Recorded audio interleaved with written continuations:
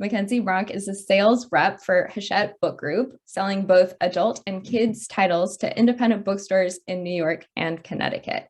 She began her publishing career after college at Penguin Random House and has been working at Hachette Book Group as a sales rep for the past 5 years. She and her 2 cats are based in Brooklyn, New York, and I have my fingers crossed that they're going to be making a cameo, but we'll see. So RJ Julia, Wesleyan, and Bookhampton are so grateful to have Mackenzie here with us tonight. And I know I am just as excited as anybody else to hear her recommendations. So I'm going to let her get us started. Hey, thank you, Abby. And thank you all for joining this talk today on what is admittedly a very sort of stressful and chaotic news day. So thank you all for joining us.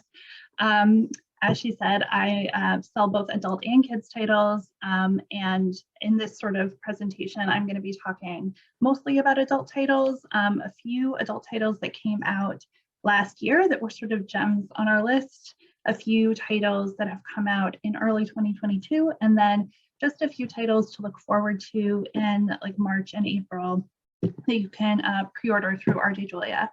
So yeah, the first title that I'm going to talk about, as you see there, is Dava Shastri's Last Day by Prasanna Ramisetti. This came out at the very end of 2021, I believe in December. So it's still a book baby. It's still only about 3 months old.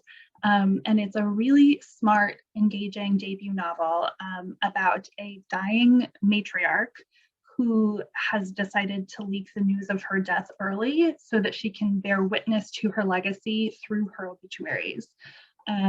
She's expecting this, praise for her philanthropic work and her charity work, but she's instead surprised when deeply buried secrets are revealed in the wake of her, quote unquote death, and she has to grapple with the effects of her decisions on her very large, sprawling family. So this is like Crazy Rich Asians meets The Nest, meets the TV show Succession. The author herself used to write celebrity obits during her time as an entertainment reporter, which inspired the idea for this novel, which I think is so cool. It's always been a little bit haunting to me that often these celebrity obits are written before the person dies. And so this author wondered, what if they could read what was being written about them? And it definitely had a lot of publicity when it launched. As you can see on the cover, it was a Good Morning America book club pick. It was a Lily Singh book club pick. So yeah, it was a real gem on our list. And then next up, another debut novel. Actually, all 3 of the books I'm talking about that came out last year are all debut novels. But this one was one of our absolute favorites. It came out in the fall in October. The Memoirs of Sven, which is a novel, not memoirs.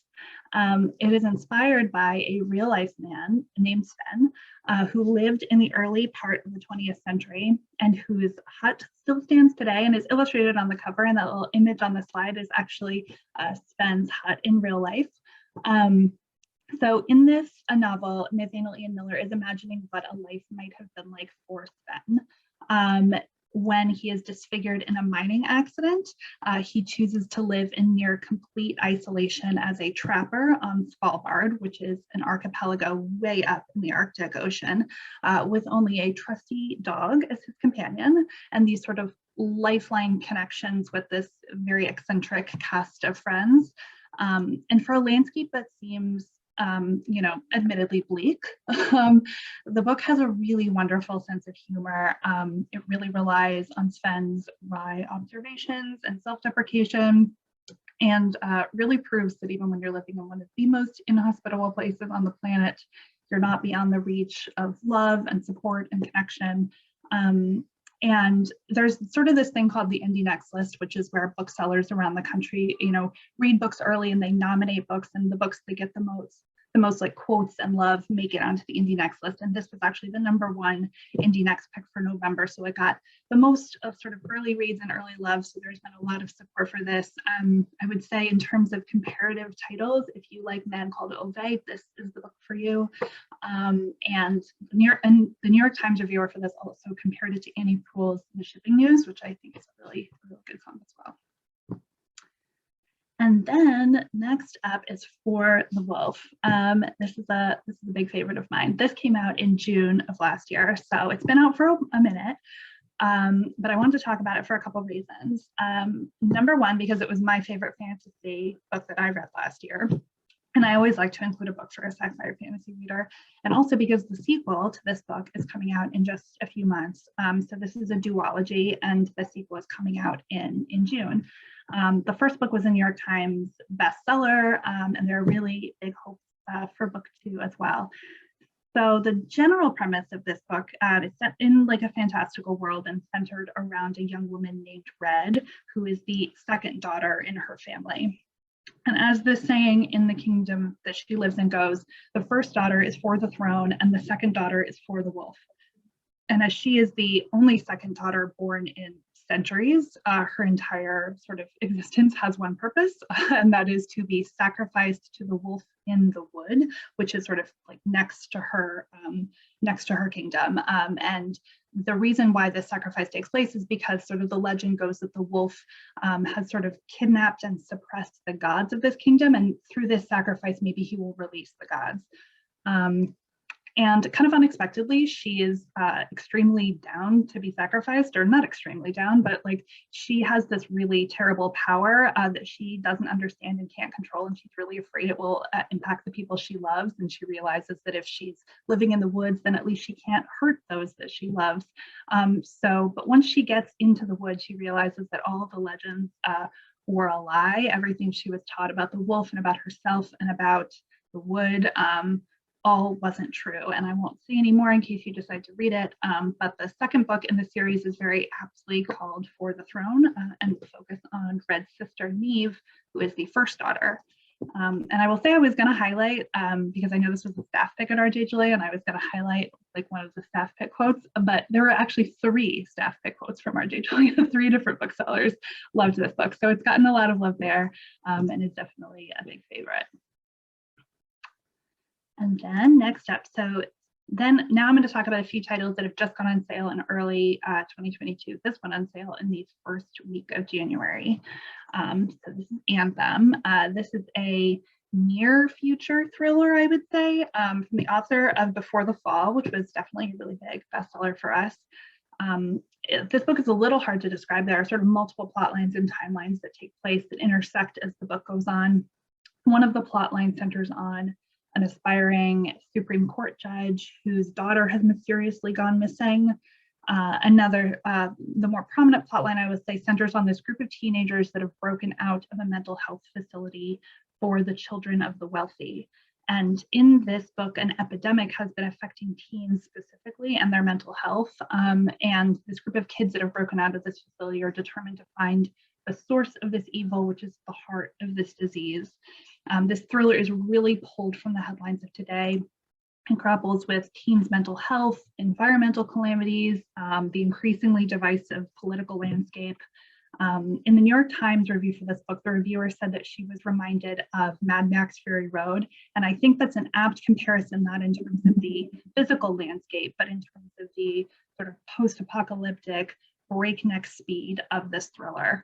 The reviewer also said, instead of making the teenagers victims, Holly gives them agency and power in a collapsing world. And I think that is really what is at the heart of this novel. And then next up, something a little different. This is Beyond Possible.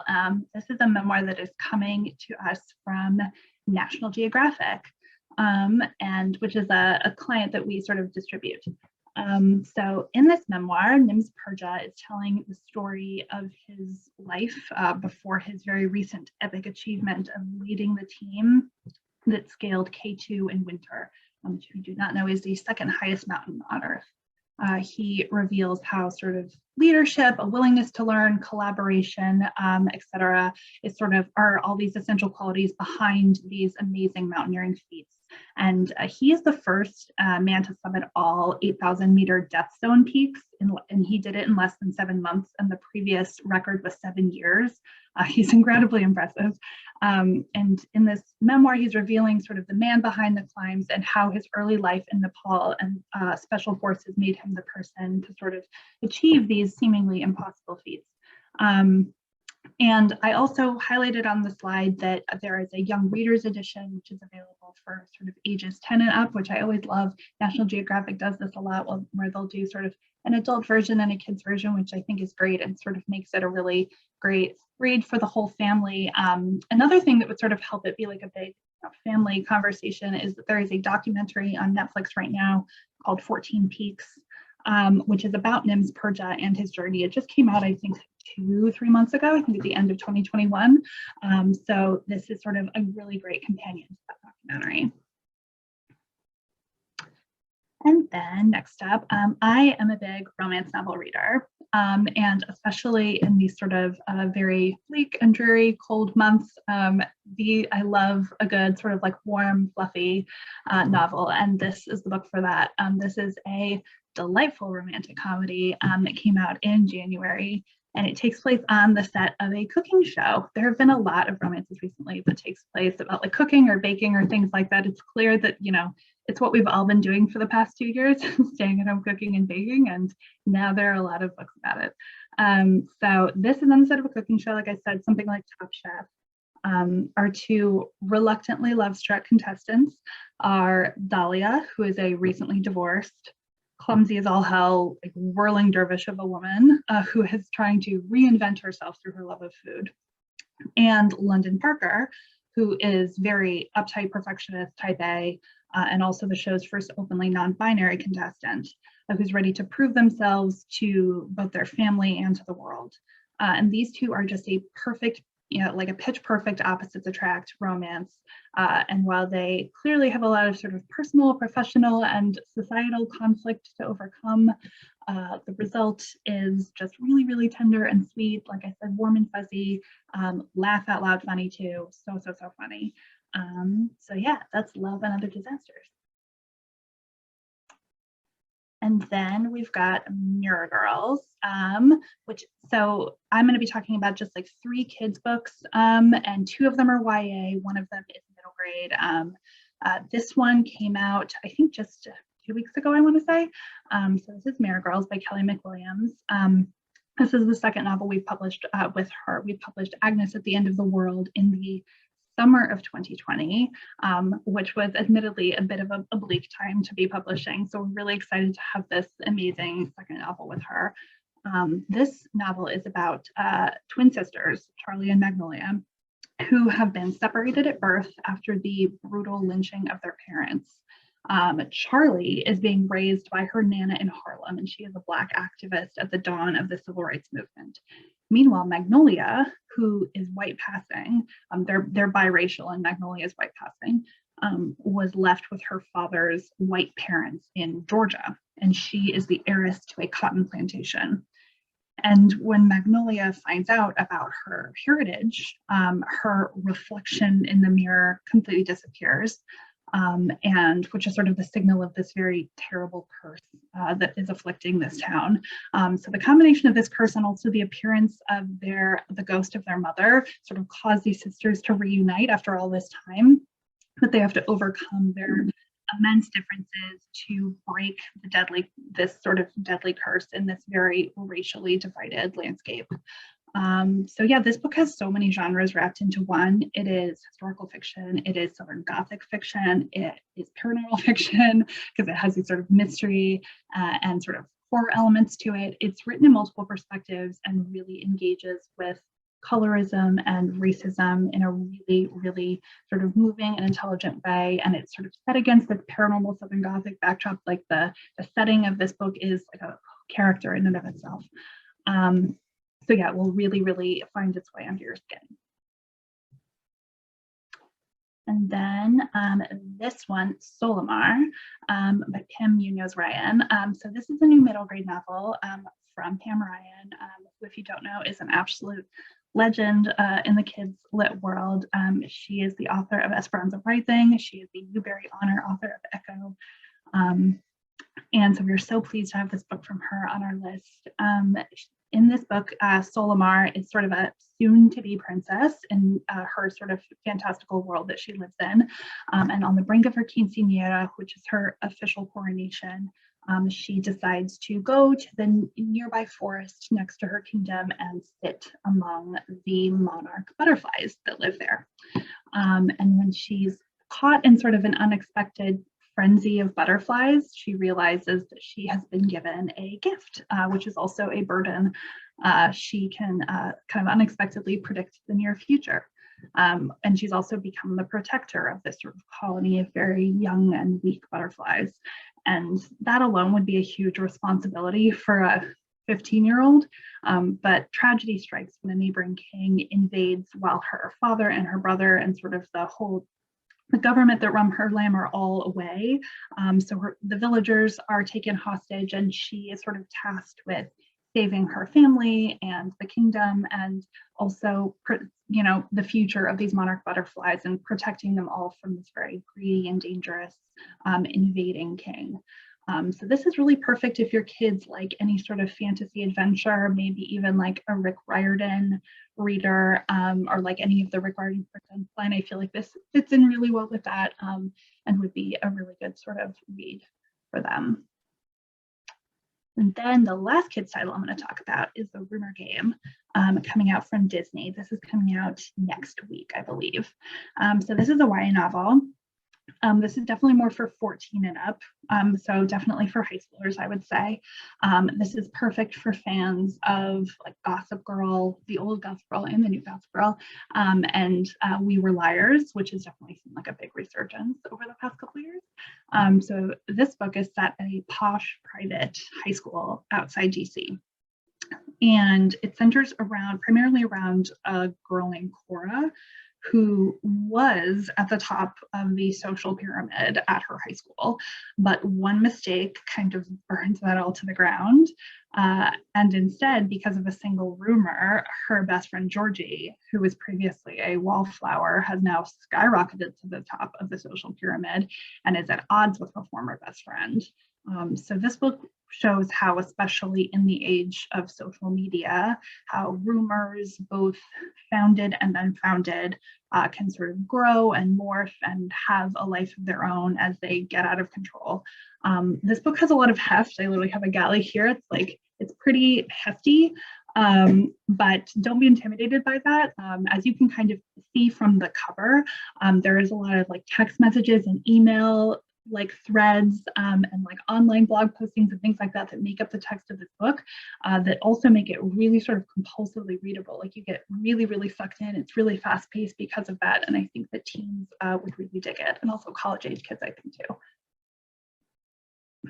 Okay, and then next up, I'm going to talk about two titles that are very recently in paperback, that had their hardcovers came out in like the spring of last year, and they were really big sellers for us. They did really, really well.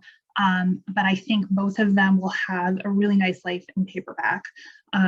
This first one, What's Mine and Yours by Naima Coster, is like perfect for book clubs. Like this, if I could pick like a book club book on this list, it would probably be this or Stockholm Sven, which I talked about earlier. So this was one of my favorite books I read last year. It got a lot of glowing praise as well. As you can see on the cover, it was a Today Show book club pick. It was the Read with Jenna book club. It was also an instant New York Times bestseller. And this novel is about two families whose lives intersect over the course of 20 years, and it sort of bounces back and forth in time as you're piecing together the relationship between these two families. So one family is this single mother, Jade, whose partner is unexpectedly murdered right at the start of the novel. It kind of kicks off the plot, and she's struggling to raise her son with the tools that he needs to survive. And the other is a mother who leaves her husband, her abusive husband, and is struggling to protect her three daughters. And it's set in North Carolina in a town that is pretty divided in many respects, but very specifically divided in terms of race. So when the two high schools in town are forced to integrate, causing students from the largely Black community on the east side of town to go to high school with the predominantly white west side of town, these two families find themselves on opposite sides of this big divide. And the portrayal of motherhood in this book is particularly striking. It has really stuck with me since I read it, as these two mothers, have very different methods and paths that they take. in their relationships with their partners, and their relationships with their kids. And we see the effects of their decisions on their children throughout the novel, especially because, you know, it takes place over the course of 20 years. So you're getting the perspective of the parents, you're getting the perspective of the kids as they grow up too. So this book is really about the legacies that we inherit from the generations before us and how families can break apart and also how they find their way back to each other.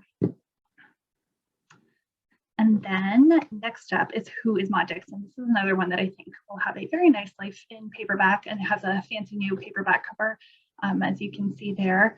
The reason why I think it'll be great in paperback is because I think this is like a perfect vacation read, a perfect beach read. If you're going on a vacation, this would be the book for you. This is a psychological thriller, and I won't tell you too much about it because I don't want to give that much away, but it centers on a girl named Florence who works in book publishing, like myself. And she believes that she is destined to become a famous writer. And that is where me and Florence diverge. I do not believe that I'm destined to become a famous writer. But when she stumbles into a job as the assistant to this very brilliant, enigmatic novelist known as Maud Dixon, whose true identity is a secret, it appears as though the universe is sort of finally lining up for Florence's big break. But everything goes sideways when Florence wakes up in the hospital after a terrible car accident while she is on a research trip in Morocco with Maud Dixon. And when she wakes up in the hospital, she has no memory of the previous night and there's no sign of her boss.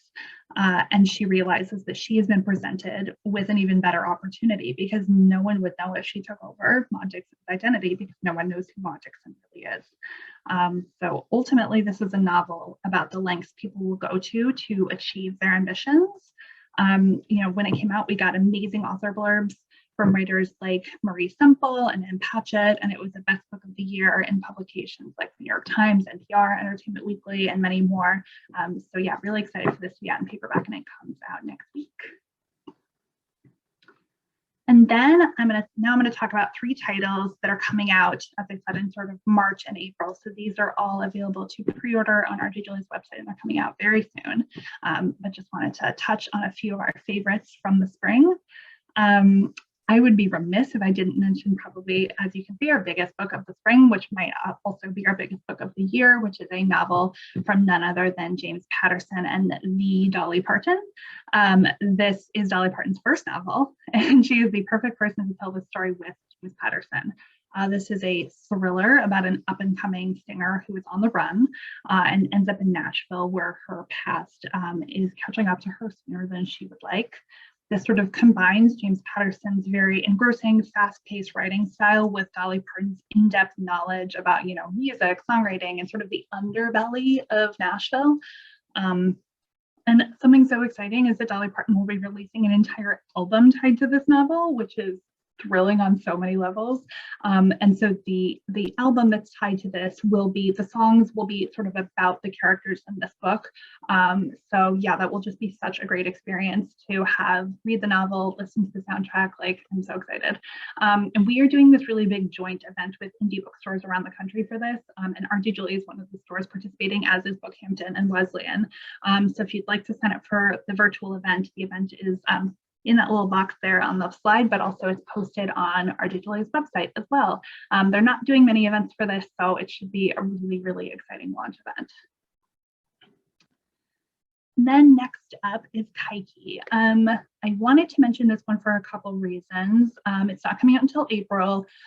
First off, I want to mention it because it's a title we're ridiculously excited about, but also because it's a somewhat local author for you guys in Madison in particular. The author lives in New Haven, and this book is a reimagining of the life of Kaiki, who, if you do not know, is the vilified queen from the Indian epic, the Ramayana. And I don't know if any of you guys had to read the Ramayana in school. I did. I read it in world history in high school, and it is so fascinating. It's so rich and really, in my opinion, deserves the same level of treatment that we've seen with these like Western mythologies, like, you know, Greek mythology, Roman mythology, Norse mythology. There have been a lot of mythological retellings from those Western myths. I'm obsessed with them. I eat them all up. But we are so excited to have this on our list that really expands that tradition. Rather than the villain, this is a portrait of a woman who is seeking her independence and struggling to determine her own fate, while also mastering a magic and a power that is all her own. You definitely do not need to have read the Ramayana or know the story in order to appreciate this epic tale. This is perfect for readers of Circe or Ariadne. I almost never compare things to Circe because it feels like jinxing it. Circe did so well. When a book is done that well, you kind of don't compare things to it. But a lot of the reviews for this have pointed out that it is perfect for readers of Circe. So I feel like I can make that comparison. And it also has maybe one of the most beautiful covers I've ever seen. I love this cover so much, and it's one of those ones that I just can't wait to physically hold in my hands. And then last but not least, this is Left on 10th. This also doesn't come out until April, but it's one of the ones we're so excited about. Like, if we could have like a rep pick on our list that all of us reps are the most excited about, I think that this would be the one. This is a really moving memoir from longtime author and famous screenwriter Delia Ephron. If you don't know, she has written novels, she's written essays, and she was also the like a co-screenwriter and co-producer for a lot of the movies that she did with Nora Ephron. So like You've Got Mail, Hanging Up, movies like that. This is ultimately a memoir about a second chance at love when you least expect it. After Delia is widowed in her 70s, she unexpectedly reconnects with a man who she dated in college. She wrote this amazing op-ed, which I remember when it came out. It was an op-ed about Verizon Wireless for the New York Times. And so he reached out to her about this op-ed, and it sort of started this months-long exchange of emails. And ultimately, the pair of them fell in love 50 years after their first date. And their relationship is unfortunately no cakewalk, despite that amazing love story. Delia's diagnosed with cancer. It seems like their love story might be cut short, but ultimately this is so hopeful and uplifting, and is exactly the kind of moving, complex, happy, sad love story that you would absolutely expect to find in one of Delia's movies, but it's happened to her in real life. And I will say that I don't think I can describe this book better than Delia did herself. The sort of first 4 lines of this book, which are on sort of a page by themselves at the start of this memoir, they serve as a kind of foreword, read as follows. If you are in Manhattan, traveling downtown on 5th Avenue or 7th Avenue, you can only turn left on 10th Street. It's a one-way street west to east. Left on 10th is my way home. I was left on 10th when my husband died. And after that, life took many left turns, some perilous, some wondrous. This book is about all of them. So yeah, this is a really, really special memoir that we hope you will dip into. And she will be everywhere. There will be a ton of publicity for this. I know we have like TV lined up, NPR, things like that. So yeah, really, really excited about this one. And yeah, that is it from me. That was so great. Oh my gosh, I have like a whole list here of ones that I'm writing down. Mackenzie, why don't you just remind everyone how the raffle is going to work? Because I know you were mentioning. Yes. Just go for it. So the raffle is a really fun opportunity to sort of like get a fun prize. So the prize that sort of we will be offering, if you purchase a book, you'll automatically be entered into the raffle, and it will sort of be a galley, a kind of your choosing. You will be, if you win the raffle, you'll be put into contact with me, and rather than sort of like picking the title for you, I figured I would you can tell me what kind of books you like, and I can sort of tailor the galley that I give to you based on that. And especially because I sell, adult and kids, got a really broad spectrum of galleys that are sort of for titles coming out from now through August. So yeah, it'll be sort of an exciting little sneak peek. I love sharing galleys. So yeah, it'll be a good prize. So if anyone has any questions, you can either use the raise hand function on Zoom to raise your hand, and then we'll help you unmute, or you can pop them in the chat. But I know something I wanted to comment on is how nice it is during these rep nights to have the chance to really appreciate the covers. I know you mentioned a few of them directly, but they're just so beautiful. I know when I was putting together the slide, I was like, I want the covers to be like 3/4 of the slide. Like they are really beautiful. It's a good list. I especially love seeing like with the paperbacks, we very often will repackage them for the paperback. Not always. Like there are different decisions that go into deciding whether a book is going to get a new cover or not. Often, if a book didn't work that well in hardcover, it gets a new cover, or if a book did work well, but we think a better cover would be better for it being a book club book or a beach read or whatever. But yeah, I always like to see those glow ups. They get a better cover for the paperback. I love that. And then a question that I did have is, I know you mentioned there is at least one movie, or see, I'm getting ahead of myself, at least one book that had a documentary adaptation of it as well. And that was the one about the mountaineering guy. Yeah. Nim's Perja. But are there any other books that you think, like you have a sense that there's going to be an adaptation coming where we should get ahead of and read before the movie comes out? I am like pretty sure that Who Is Moddix has been optioned already. I want to say that was optioned like when the book was acquired. Like I feel like those went hand in hand. Yeah, I think that one for sure. And I feel like potentially Stockholm Sven also maybe was optioned. But I wouldn't be surprised if Anthem is, I should say too. So Noah Hawley wrote Anthem and he also wrote Before the Fall, but he has become, like Before the Fall was maybe 5 or 6 years ago and is also a tremendous book. And very different from Anthem, I will say. But in between Before the Fall and now, basically exclusively what he does is TV. So he did the TV show Fargo. He was the showrunner for that. Oh, that's right. Yeah, the TV show Legion. So he's sort of on his TV kick. And the next thing he's doing, which should be coming out like very soon, is the FX is doing an Alien TV show based on the Aliens movie franchise. And he is going to be the showrunner for that. So he is very, very tied into Hollywood. And so, yeah, I definitely wouldn't be surprised if that comes down the pipeline for sure. Yeah, he must be a very busy man. I don't know how he has time to do it all, but yeah, he's doing a lot all at once. Yeah, that's great. Well, it doesn't look like we have any questions, but I do want to remind everyone. So if you purchase 3 or more of the titles that Mackenzie mentioned tonight, you just use, let me make sure I get the code right, Rep Night 15 in the checkout, and that will get you 15% off, special little bonus there. And then as Mackenzie mentioned, you'll also be entered for each book you purchase gets you a raffle ticket into the chance to get one of those arcs that she'll pick out for you, which I think is such a cool opportunity. And everyone should buy at least one book to have that chance for sure. But yeah, I mean, I guess that's about it, Mackenzie. You just went right through, I buzzed right through it. I did.